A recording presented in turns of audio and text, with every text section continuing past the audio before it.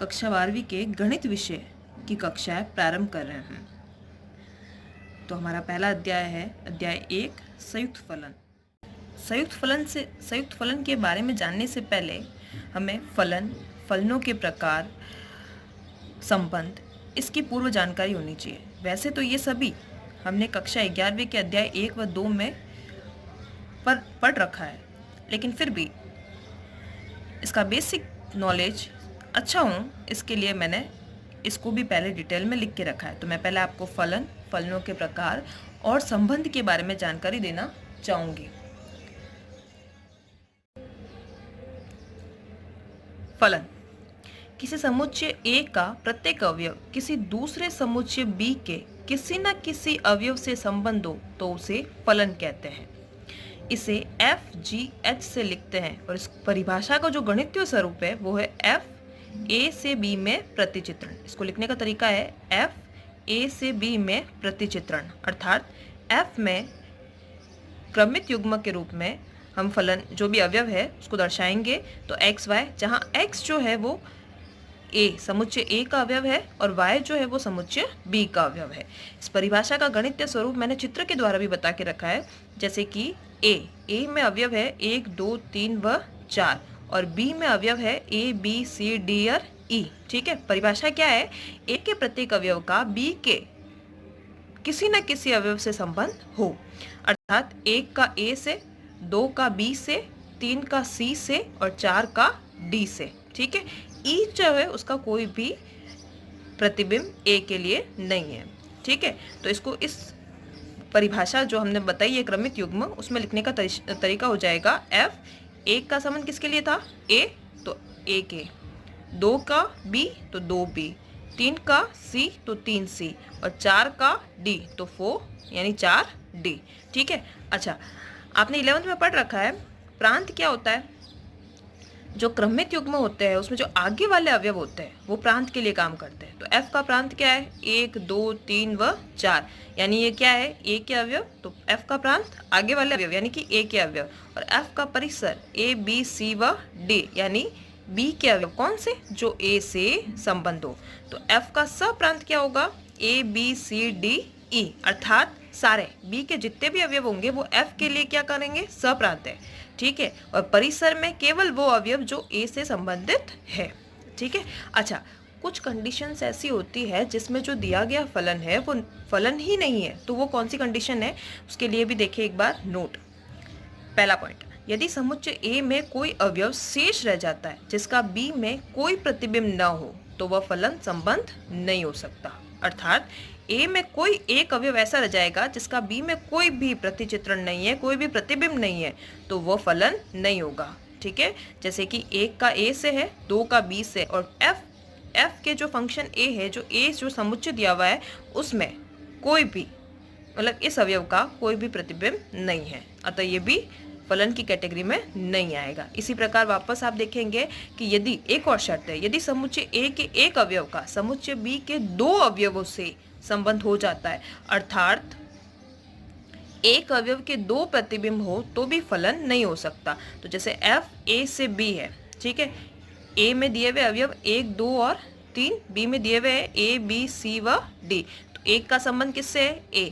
अब 2 का देखेंगे आप, 2 का संबंध B से भी है और C से, यानी 2 के दो प्रतिबिंब है, एक B और एक C, और C का D से। तो इस प्रकार 2 की वजह से, क्योंकि 2 का एक B भी है और C भी है, तो इस स्थिति में 2 के दो प्रतिबिंब होने की वजह से ये जो है वो भी फलन नहीं होगा। ठीक है, ये दो शर्तें हैं आपको ध्यान रखनी है।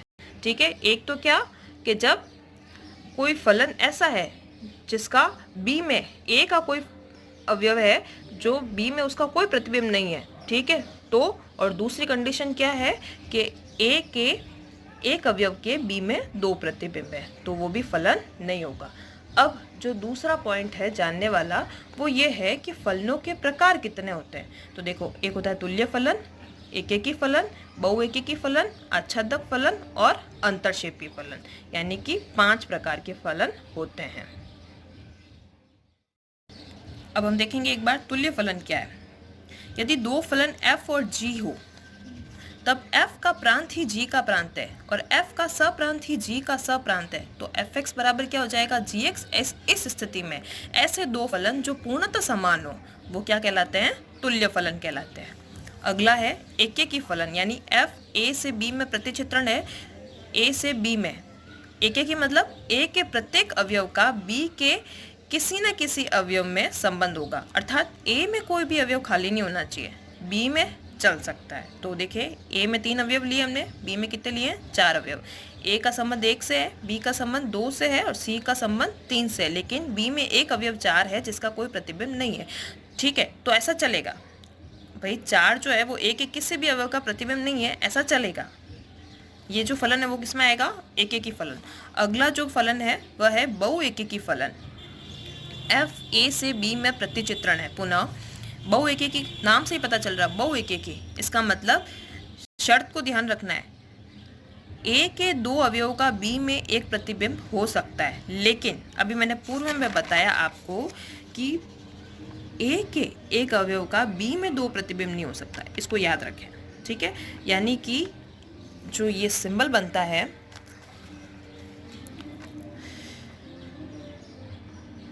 ये अगर है तो वो संभव नहीं है। ठीक है, लेकिन अगर इस प्रकार बनता है तो वो संभव है।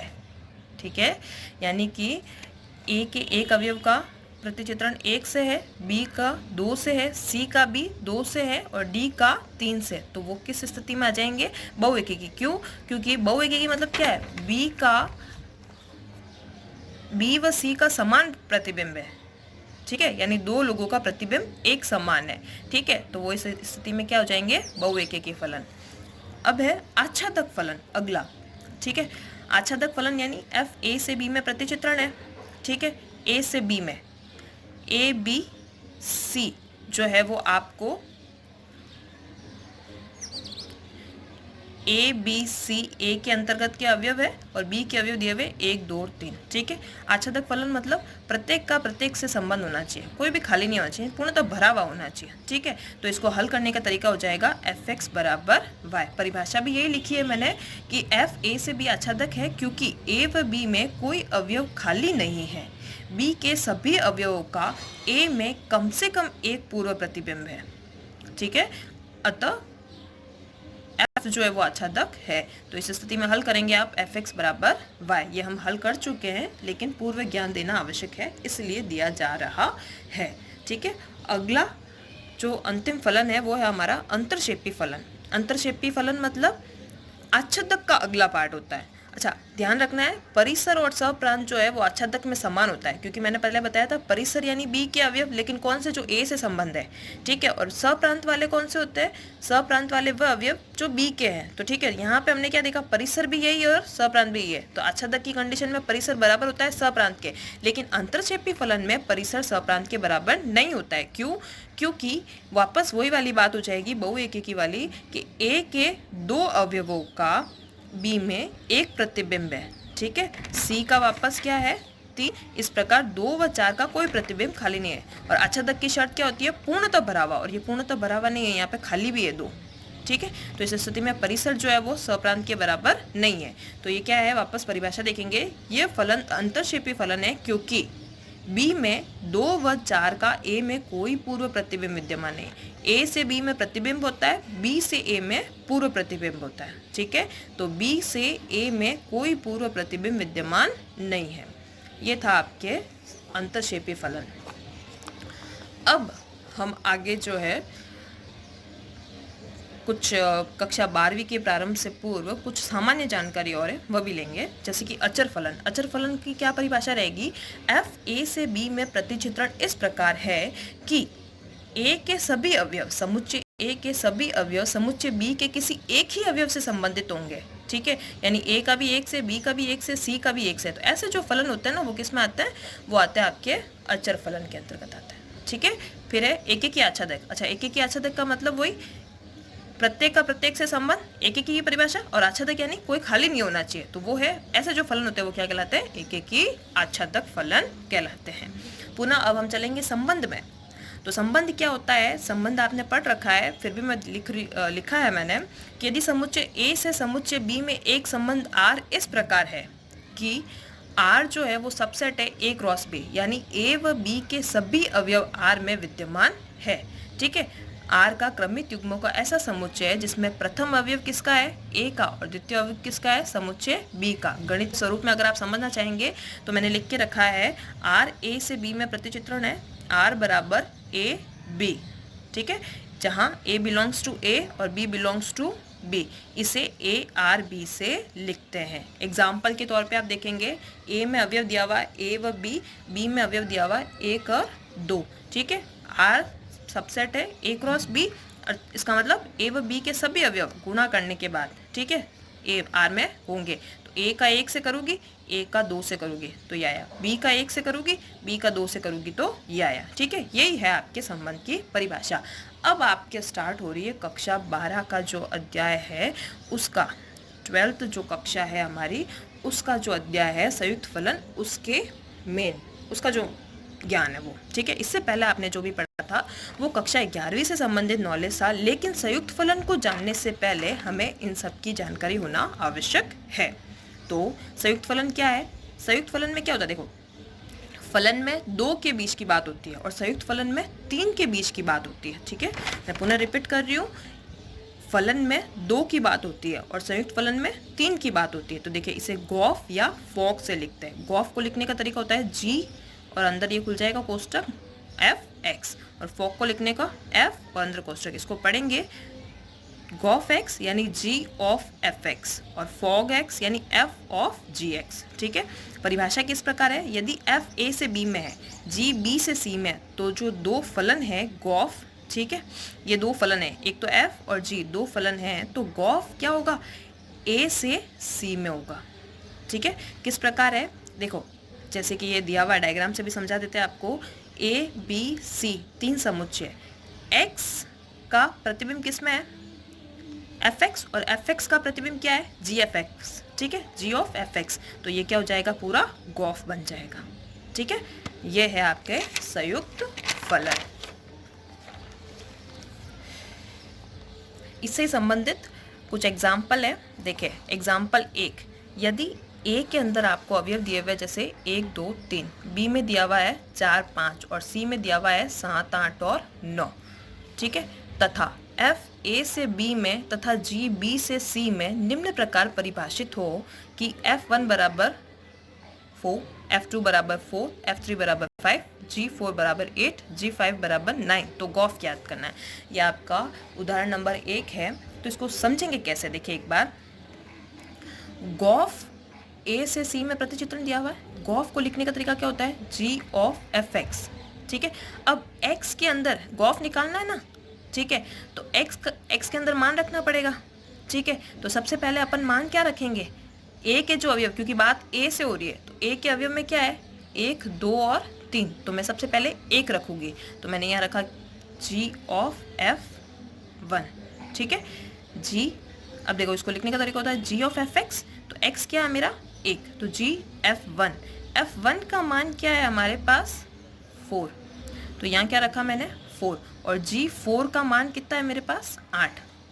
ठीक है, यानी G4 का मान कितना है 8, तो यहाँ क्या आएगा 8। ठीक है, अब अगर x की जगह 2 रखती हूँ, क्योंकि a का अगला अवयव क्या है 2, तो 2, तो यहाँ क्या रखा 2। अब इसको हो जाएगा G ऑफ F2।